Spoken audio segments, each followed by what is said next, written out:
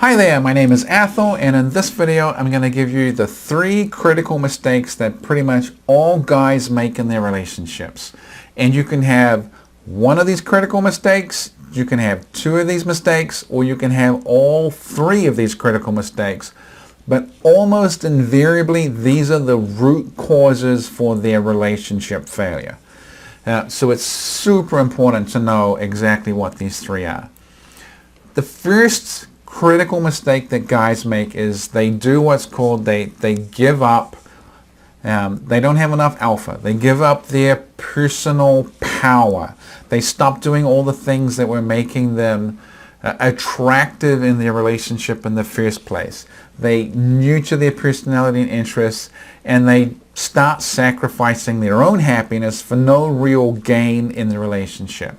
That's the first core mistake, because when you give up your power, you give up your attractiveness, you sacrifice your own happiness for someone else, what that does is there is nothing left of you for your wife or girlfriend to be attracted to. And as her attraction to you starts to fall away, her happiness starts to fall away, she becomes less and less interested, and there's less and less payoff for her to be in a relationship with you because you've become less and less attractive. It is no different from the guy's perspective if she, cut off all her hair, stopped wearing makeup, got a major breast reduction down to less than an A cup, didn't dress nice anymore, and generally made herself as frumpy and unattractive and unappealing as possible. This is what many women experience in their relationship with their husbands and boyfriends. They give away everything that was attractive, they give away all their personal power, and there's really nothing for the woman to warm to and be excited by and respond to. So that's the first critical mistake that guys can make. They can give away all their alpha. The second mistake that guys can make is what's known as they just don't have any beta.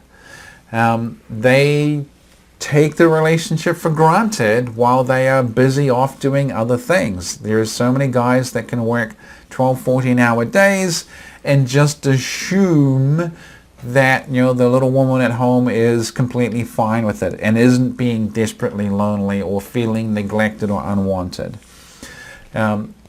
It's the guys that are unable to express any kind of true, genuine emotion, that they are not actually truly intimate, they're not actually truly connected, and the wife or girlfriend is just slowly, dying on the inside. It's the guys that ignore or don't even perceive that their wife is signaling true relationship distress, and they just completely ignore it.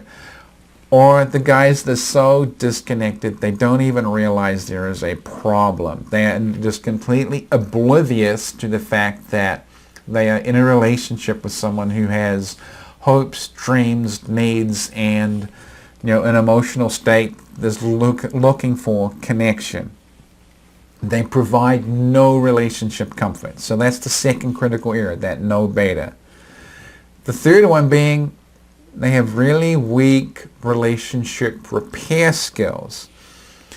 And I see this with so many guys, that they can be genuinely, positively motivated. They can love their wife. They can want the relationship to work. But when it slowly starts being destroyed or starting to fracture and weaken, they don't have any skills at how do you rebuild that? How do you recreate that attraction? How do you create that sense of relationship comfort? So they can be positively motivated, but they can, in their clumsiness and attempts to repair, make things actively worse and hasten the decline of their relationship, even though they're trying to fix it. The other thing they can do is they can wait far too long to make an attempt to repair. They can see it's getting worse, not know how to fix it, so ignore it, and it gets persistently worse. So one of the other things that I've noticed is that there are a lot of guys who tend to be either really good at the alpha and attraction building stuff, or tend to be naturally good at the beta and relationship comfort building stuff. And when the relationship is starting to struggle and fail, they double down on what they're good at and do even less of what they're not good at. And the trouble with that is, well, if you're already high alpha and low beta, well, you being even more alpha and less beta is only making the situation worse. If you are already high beta, low alpha, and you get even higher beta and lower alpha, that just makes the situation worse. And of course, then the other thing that they try is a flip-flopping where, oh my God, I was all alpha, now I have to be all beta, or I was all beta, now I have to be all alpha. And that can have a short-term improvement, because at last she finally gets, the thing that she was looking for. But then if you're now going over the top to the extreme in a different direction, it's only going to give you a short-term result. And the other thing that I see guys doing, and this is pretty tragic, is that you can have a situation that has been built for years, and there's a lot of guys that get really, really frustrated with, okay, I figured out what I was doing wrong, now I'm doing the right thing, and I'm not getting instant results from it. And I see an awful lot of guys getting incredibly frustrated because they don't get an instant fix. They don't get a really quick fix. And they can actually give up and stop doing the things that, if they persisted with it, would improve and fix their relationship. They give up on it. They throw in the towel. They get really frustrated. They go back to what they were doing before that wasn't working. And they don't let the relationship heal and fix itself over time. It's a little bit like, okay, you broke your leg, you got a cast on, and then 1 week into wearing the cast, it's like, well, this cast hasn't fixed my broken leg. Let me just cut the damn cast off and I'll figure out how to do it myself. And sometimes you really do just have to do not a whole heck of a lot. Wear the cast for 6 to 8 weeks and let that slow healing process work, and then we can talk about taking the cast off and you walking on it before sometimes you gotta heal before you can run, and you gotta walk before you can run, and all that sort of stuff.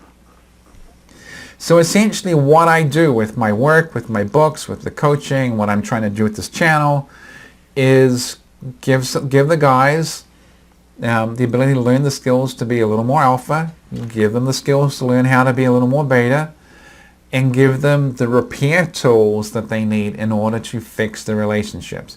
And you can certainly get a lot of benefit from the books. I think you'll get more benefit from the video series.